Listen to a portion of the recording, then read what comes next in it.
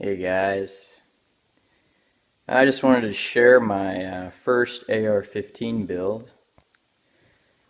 I purposely went out and tried to find parts as cheap as possible. Basically, my goal was to build the cheapest AR-15, and I did everything for 520 bucks.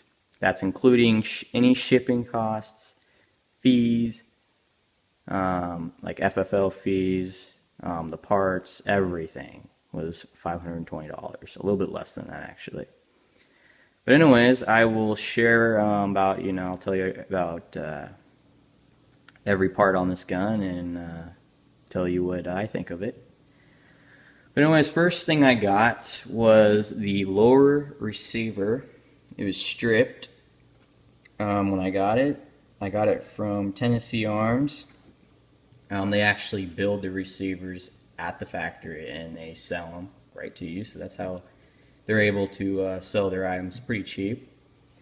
But yeah, I mean, I'm pretty impressed with it. A lot of people will compare them to the ATI Omni polymer receivers.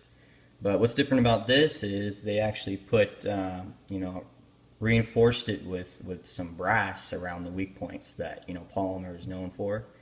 So that's the difference with the ATI Omni receivers. I've heard that ATI has improved them somewhat with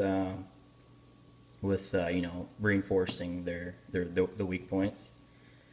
But I got that, and then the next thing was a just your overall lower parts kit. The cheapest one I could find basically on eBay.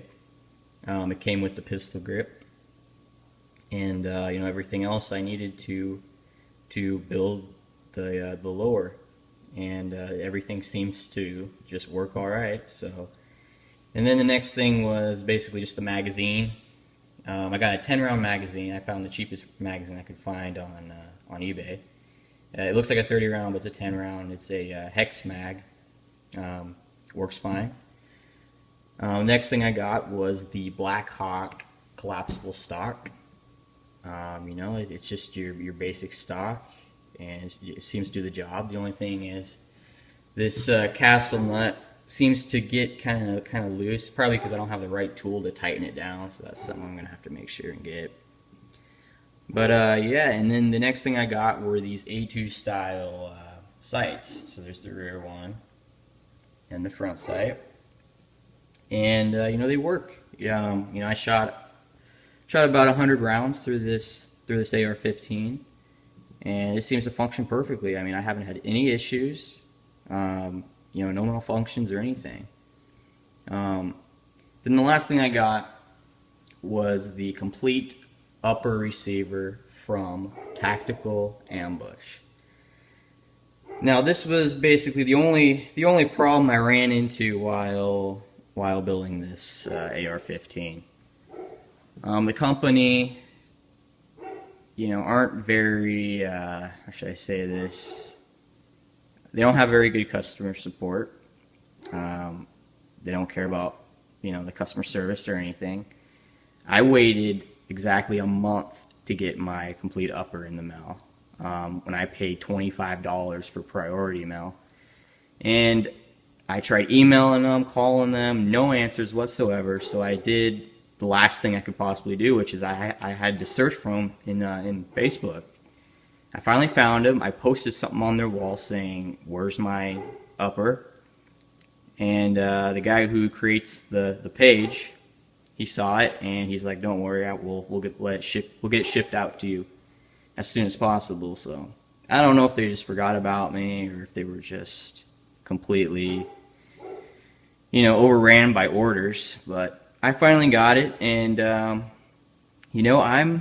it's not bad for the price. I mean, I don't know a whole lot about ARs, but this was the cheapest upper I could find. They also build theirs at the factory and sell them there. So, but it just looks like your typical AR-15 barrel.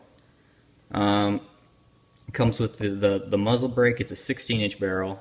A lot of the cheap barrels you'll find on the online, they're like pencil thin, and this is actually not bad. you know, it's got the gas block right here with the rail on it, and then just your basic fore-end, and got a rail on the top for any optics or anything like that. So that was pretty cool. A lot of the cheap uppers these days too, a lot of them don't come with the dust cover or the forward assist right here. So that was a pretty cool thing to have with it. But yeah, I was able to build this whole thing for $520. That's including everything, and you know, I'm pretty impressed with it. Everything, I fired 100 rounds through this, and everything seems to be functioning perfectly. You know, I'm pretty happy. I'm impressed.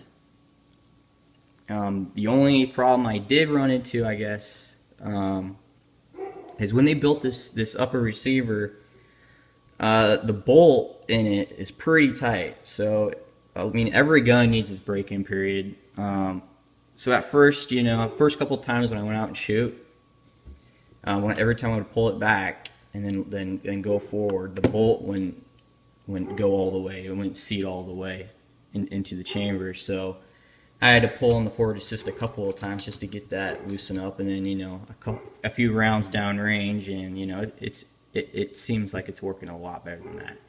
But shooting wise, and like jamming or malfunctions or anything like that, you know, with the ammo or anything like that, it's every time I pull the trigger, around shoots. So I'm pretty impressed. I'm hoping that I won't have any more problems when I get into like the 1,000 round mark. You know, just got to continue to clean it and take care of it. But anyways, thanks guys for listening. You know, write down in the comments if you know, have any questions or if you have any comments. Thanks for watching. Bye.